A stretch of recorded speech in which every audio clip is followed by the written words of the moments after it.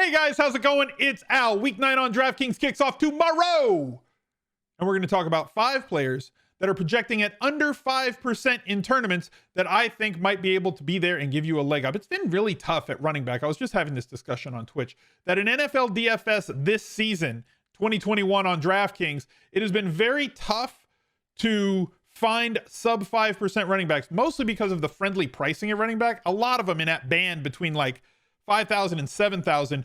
There are 8 this week that are currently projected between like 10% and 22%. So there's just a bunch of them. You don't really have to go that far off the reservation. I have 2 of them this week, but like I don't even know that you need to go down to that range, but I'm going to give them to you because it's not, 15 under 15, it's 5 under 5. So the other positions I think are a little bit more viable in terms of leveraging the field. Wide receiver, tight end, you can get off the reservation and not be stupid. It's always good to be contrarian without being stupid. It's also never about the percentage that one player holds. It's about what you're building as an entire lineup. Try to keep below in large field tournaments under 125 or 130 cumulative position or percentage points if you add up what every player is. And if you're using a lineup builder like Fantasy Labs, like Rotogrinders, like Daily Roto, you can always set a ceiling on projectable percentage that it will build you lineups that stay under that. Even if you're using like for single entry or 3 max, you can have it build you lineups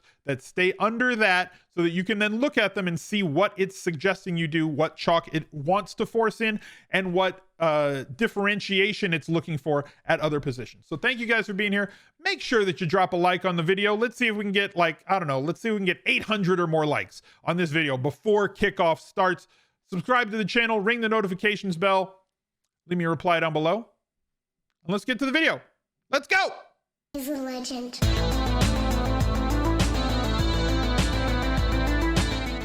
The Smiz Gang Listener League, it is a $10 entry fee, 3 max, $30,000 in, $30,000 back out. Absolutely no rake. Typically at the $10 price point, rake on DraftKings is like 12 to 15% that gets taken out of the prize pool that they use as a service fee for them running the site. This league has no rake. All the money in goes back out to you. We will shout out the top 10 finishers in the Smiz Gang Listener League on Monday on the second channel, Al Smizzle Games, on YouTube on the recap video. So make sure that you get in there. You got to be in it if you want to win it. And if you win it, if you get in the top 10, I will shout you out on that video. So let's get to the top 5 under 5. We'll start at running back, CHUBA Hubbard.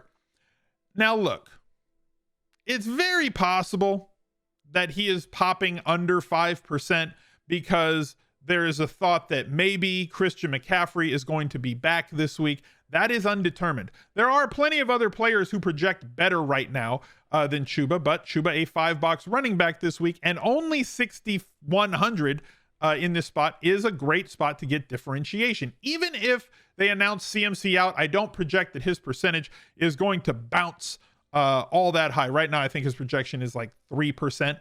I can't see him being like 10 or 15 because looking at the guys who are projected above 10, like he doesn't quite fit into that group. It's that Sesame Street song, right? Like one of these things is not like the others. He's not like the others, but he's a fine tournament play in this spot.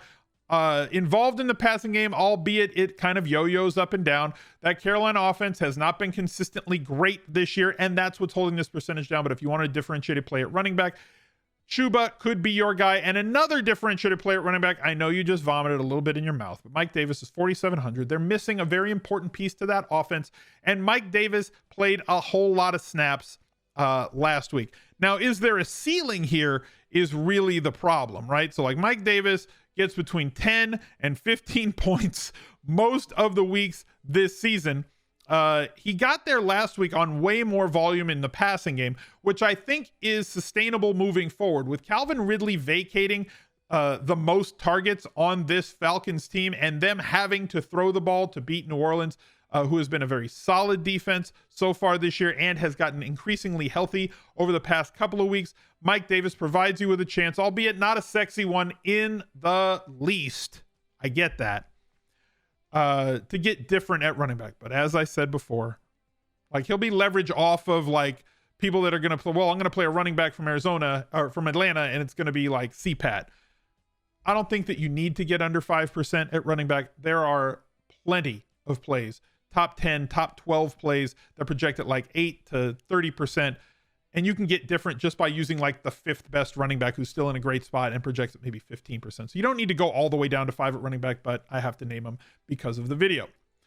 Just wanted to drop a reminder, if you have enjoyed any of these videos, if you think that my content has helped make you a better daily fantasy player, or if you have won money as what you feel as a result of what I have taught you on this channel, please, every single dollar helps. 1 in 6 kids in America suffers from food insecurity, and the fine folks over at No Kid Hungry we have partnered with through the link smizzle.tv/charity will take you to Tiltify. All donations are 100% tax deductible. They will send you all of the forms. So if you feel that you've benefited from the content on this channel, I would greatly appreciate it if you took a couple of seconds and a couple of dollars to try to get us to our season-long goal of raising $25,000. We are currently almost at $17,000. I will be double matching once we get to $20,000 and $25,000 with a $10,000 donation of my own at each point. Like I said, we've raised $17,000. I've already committed $20,000 and will pledge another 10 at 20K raised and another 10 at 25K, making 40K from me, 25K from the community. Be a part of something that's bigger than yourself. Adam Thielen, our cover boy, the number 1 guy on my list right now, projecting at 1.7%. Also under 5% this week is Justin Jefferson.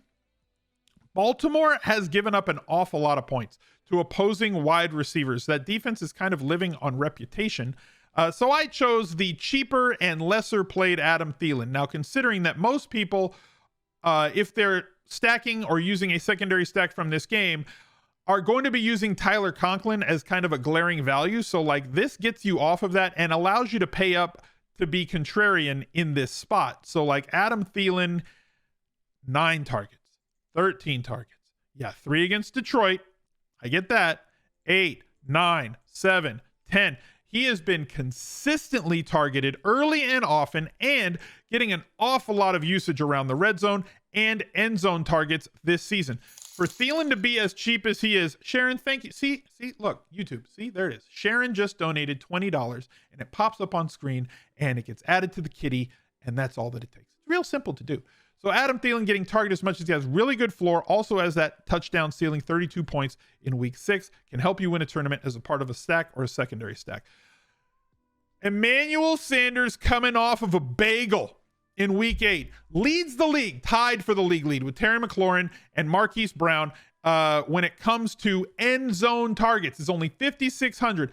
Buffalo has the highest implied team total on the week at 31 or 31.5. They expect 4 touchdowns out of this offense. Also, one of the league leaders in terms of air yards, gets a consistent amount of targets every week. I'm going to go off the reservation here. I'm going to say week 8 was a complete anomaly when we look at what happened the rest of this season in terms of targets, catches, deep throws, everything else, and end zone targets. Great bounce back spot for Manny Sanders, projected at 4% right now on multiple different sites as a part of Josh Allen stacks. As a one-off, there's a lot of value receivers between 5 and 6,500, mid 6K range. And Manny is going to get overlooked because of the other players that are in that range. Touchdown upside here, 20 to 30 point upside if he connects on a long one. I really love this play this week, especially coming off of the bagel for the game log watchers who are just going to be the never again guys, folding their arms. I played Manny Sanders in week 8. I'm never playing that guy again. That's not a good idea as long as Josh Allen's the guy throwing him the football. And Kyle Pitts, 5,900, another opportunity to pay up to be contrarian against New Orleans. What if you play like an Alvin Kamara, Kyle Pitts secondary stack in this spot with Kyle Pitts projected at 3.9% this weekend? No, Calvin Ridley does have that spike week ability, that big game ability. 8 targets for 163 yards, 10 targets against the Jets for 119. Now he gets New Orleans. We know that he's got 20 to 30 point upside at a position that very few guys have 20 to 30 point upside. Maybe like him, Hawkinson, Kelsey, Waller. He's one of the 4. You can differentiate yourself from the field, by paying up at this position, which is going to force you to find value somewhere else. It's also a high volume target, somebody who should get you 6 to 10 targets every single week. Big touchdown upside as well, while also giving you leverage on the position.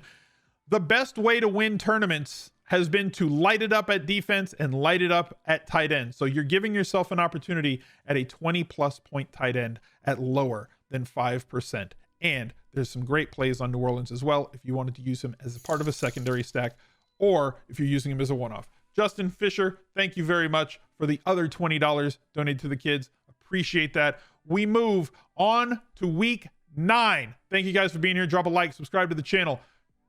Be one of the people. Donate to the kids. And good luck this Sunday. He's a legend.